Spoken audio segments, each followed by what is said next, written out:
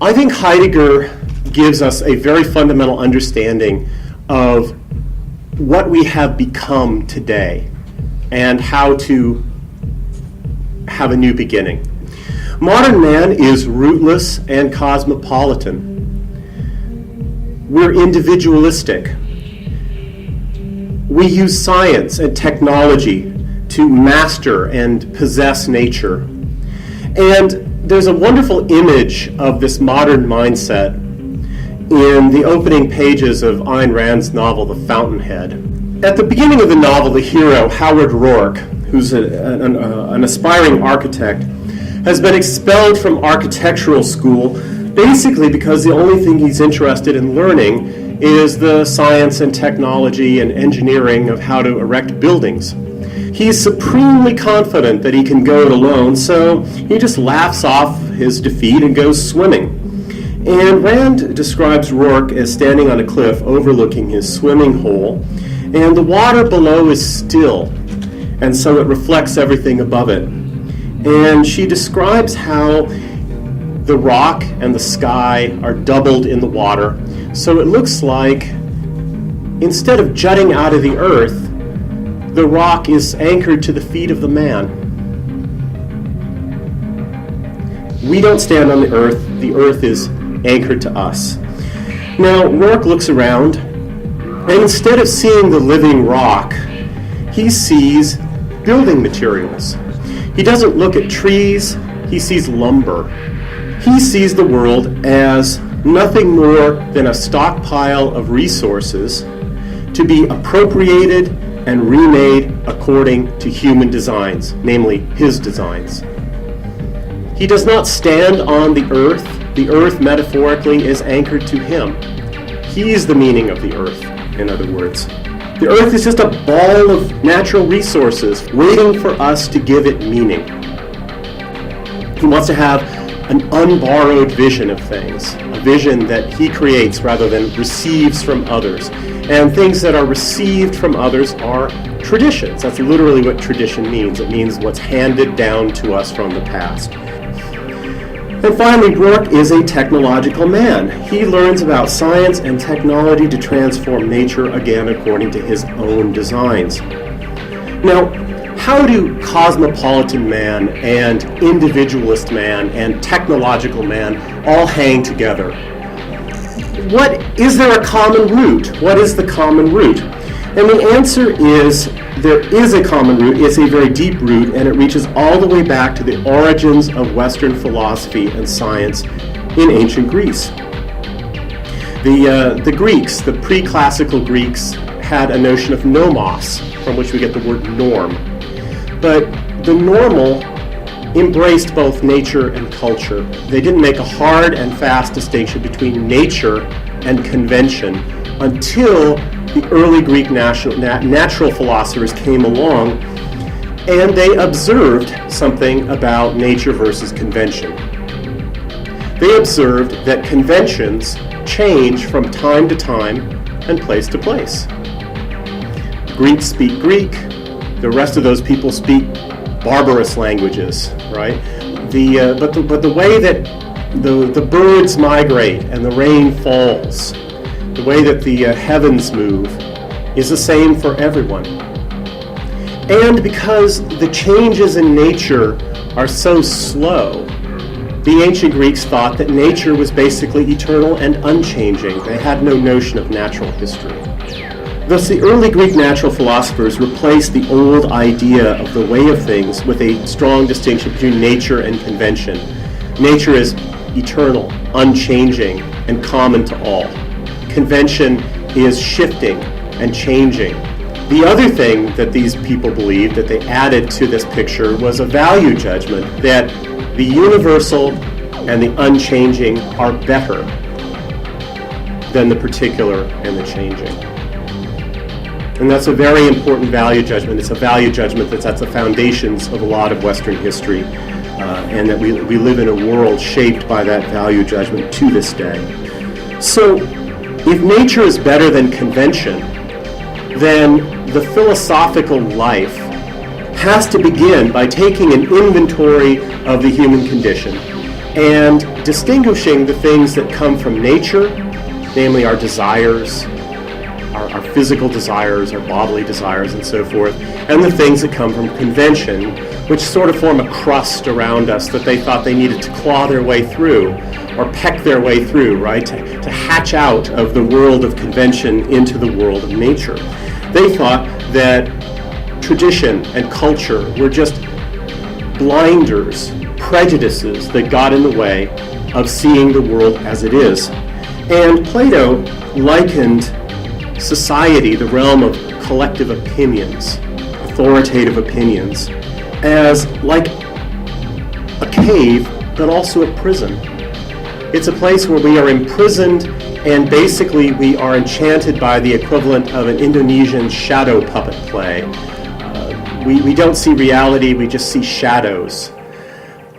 And we liken the process of becoming a philosopher to liberating oneself from the prison of society, of collective opinion, and toiling upward into the real world, the sunlit world of truth. Now,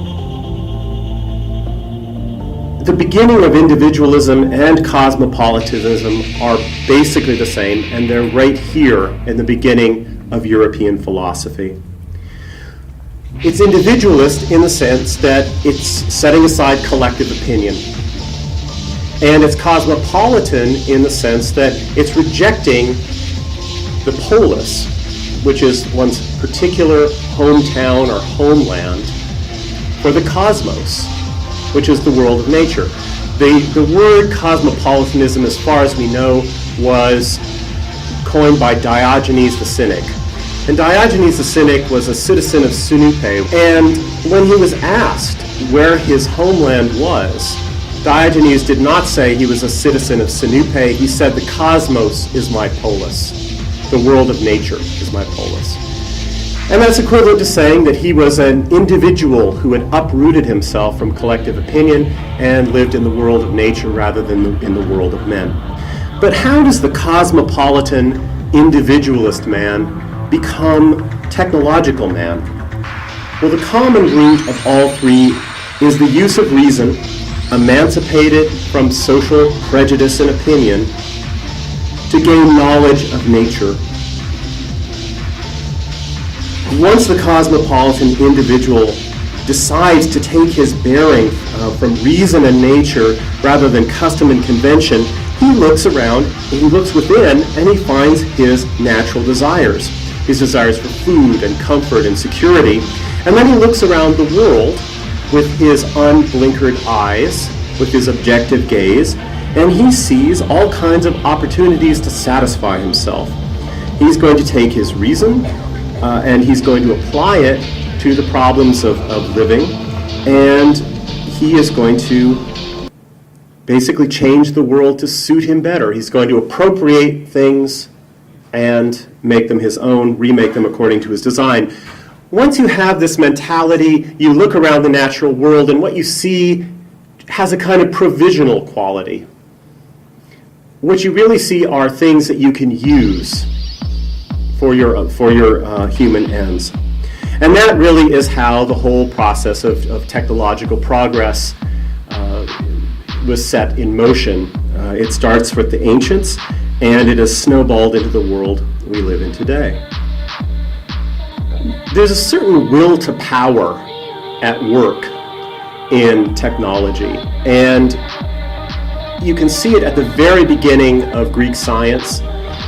Why did they think that permanence and universality are superior to change and particularity? Well, because the permanent and the universal are more reliable for human ends. For instance, one example that I like to give is fast food, or let's just say restaurant chains, right? There are lots of people, Americans are notorious for this, the ugly American. They go traveling around Europe and they want to eat in McDonald's. But it's perfectly understandable, because wherever you go in McDonald's, you can pretty much expect the same thing, right? So you just don't have to worry about it. It's reliable, it's universal, and secure. And so it offers us a better way of satisfying our desires. But there's a big question, a what-if question, that we need to ponder here. What if the primary source of the meaning of life, and also the primary source of any kind of moral or aesthetic measure, comes from our participation in a culture, in a collective group set of opinions, in a tradition? What happens then if we emancipate ourselves from tradition and culture? What happens to meaning? What happens to measure? What happens to limits? These are the very things that the cosmopolitan, technological, individualist man has left behind. And Heidegger's answer is that it's going to give us a world without meaning and without measure, and that's a world of unbounded nihilism. Basically, nihilism is a world without meaning, and measurelessness or unboundedness means that nihilism will be spreading out in all directions, right? There's no limit to it.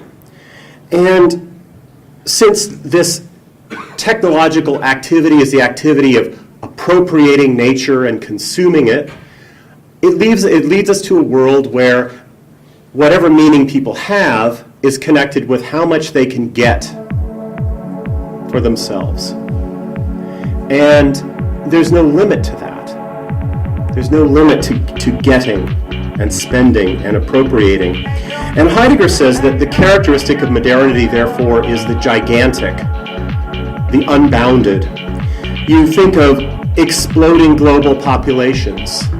You think of cities jutting upwards and burrowing downwards and sprawling out in all directions to the horizon. That is the characteristic of a world of unbounded nihilism, where we don't have any sense of limits and we don't have any sense of meaning except for what we can get by the transformation of nature. Our sense of worth, our sense of meaning is connected with being a producer and a consumer. And what's the end of this game? Well, basically Heidegger saw this a long time ago. If there's no end to producing and consuming, and growing populations and distances are abolished, you're going to have a world where everything becomes homogenized, and where there's this throbbing, swarming human biomass, an increasingly homogeneous biomass spreading out to a standing room only world. And eventually there will be limits, right? Nature, this ball of natural resources is only so big, right?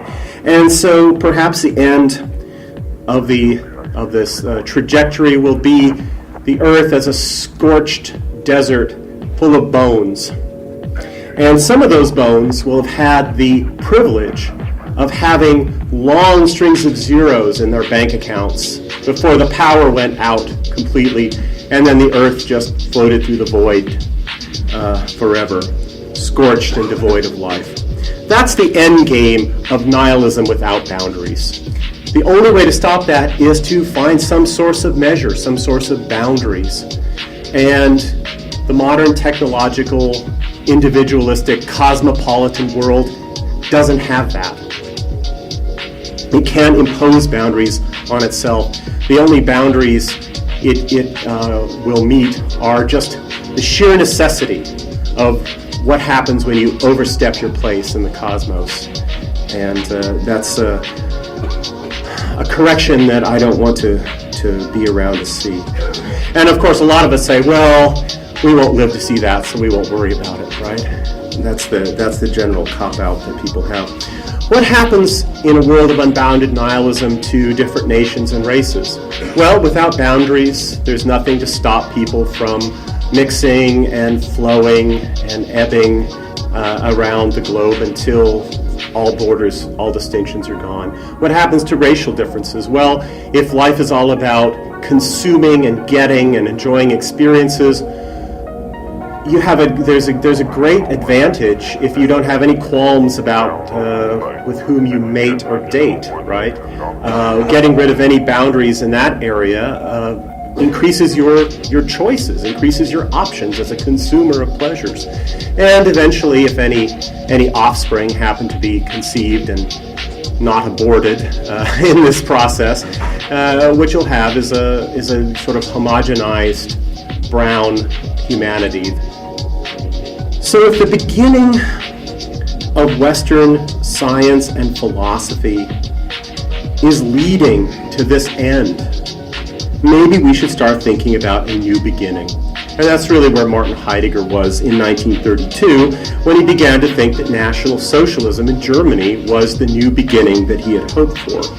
Because the National Socialist movement was about rootedness in a particular homeland and tradition and language, not cosmopolitan rootlessness and the beep, beep, boop, boop of machines communicating bits of data to one another, which is sort of the model that we have today of globalization and global communication. It was about collectivism over individualism, the common good over individuals. And it was also a very green movement.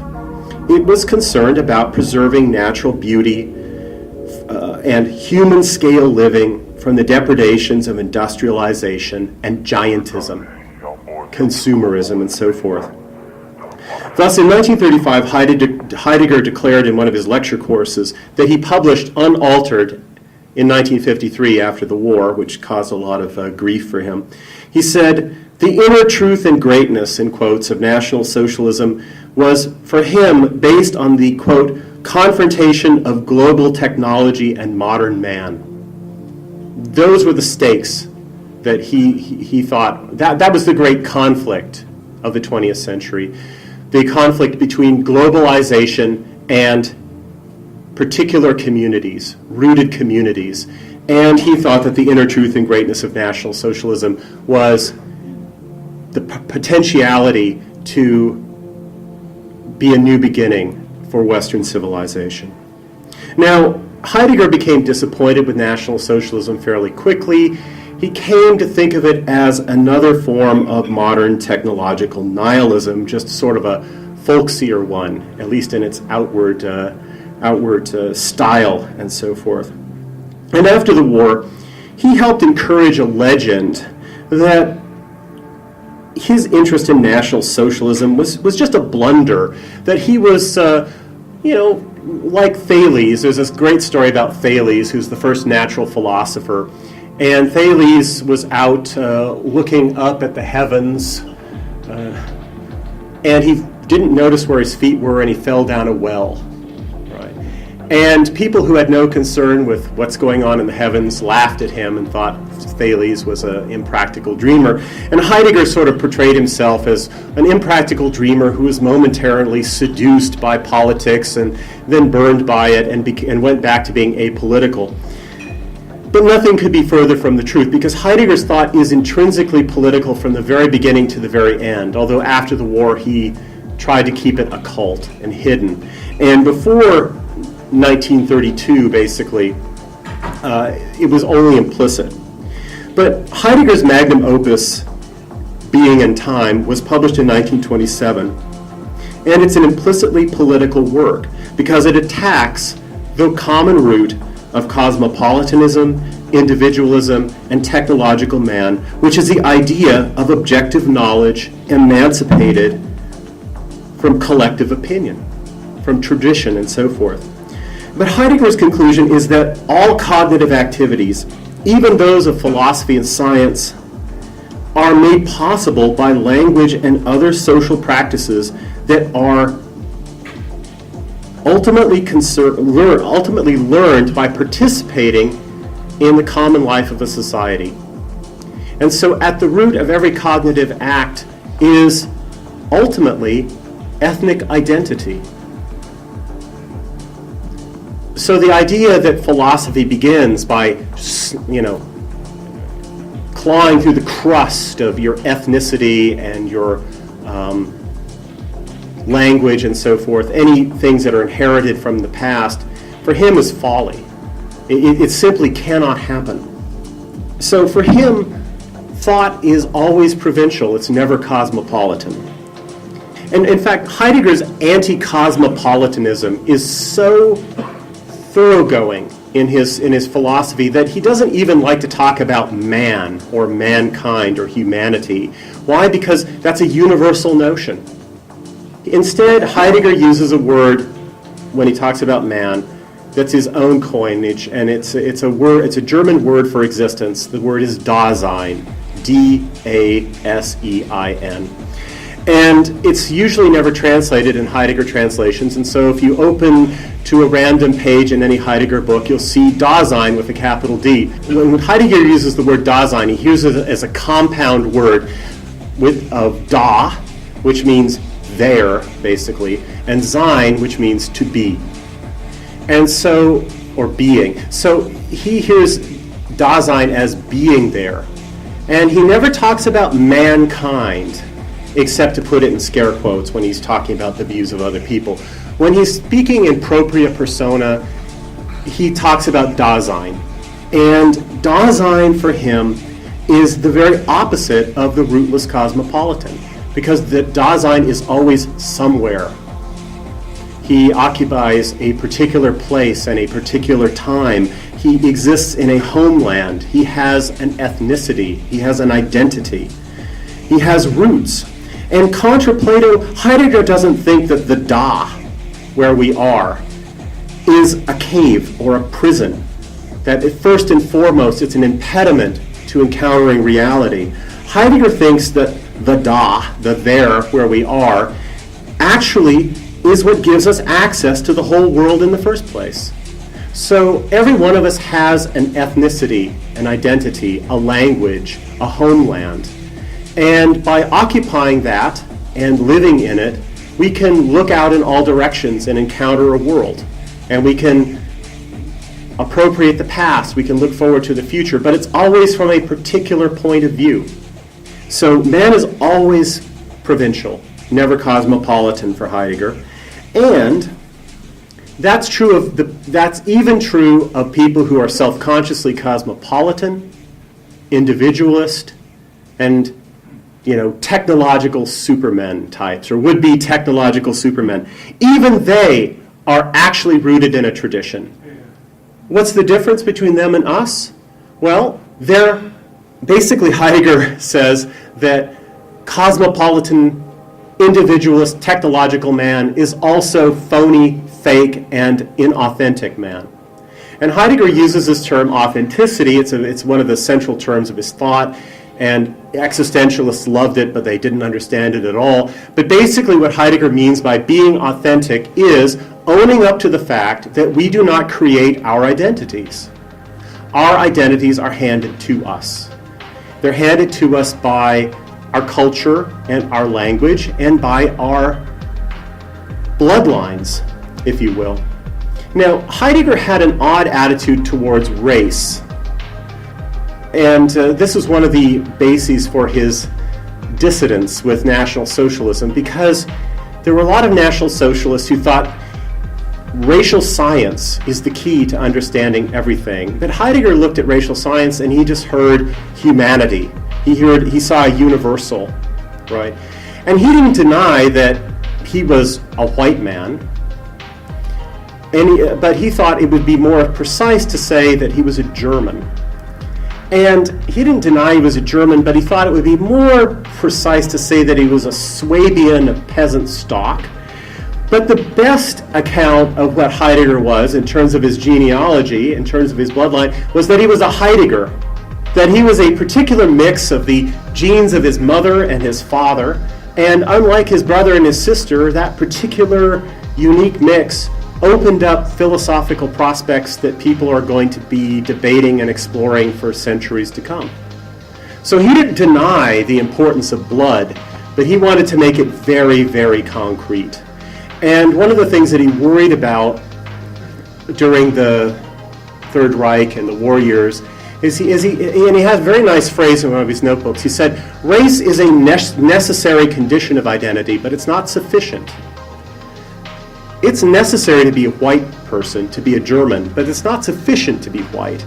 And what he worried about with people who just wanted to talk about race in a broad notion as the basis of identity is that makes all the different white people essentially fungible with one another, right? We're all white, right? So what's the difference if you're Polish and I'm Lithuanian or whatever?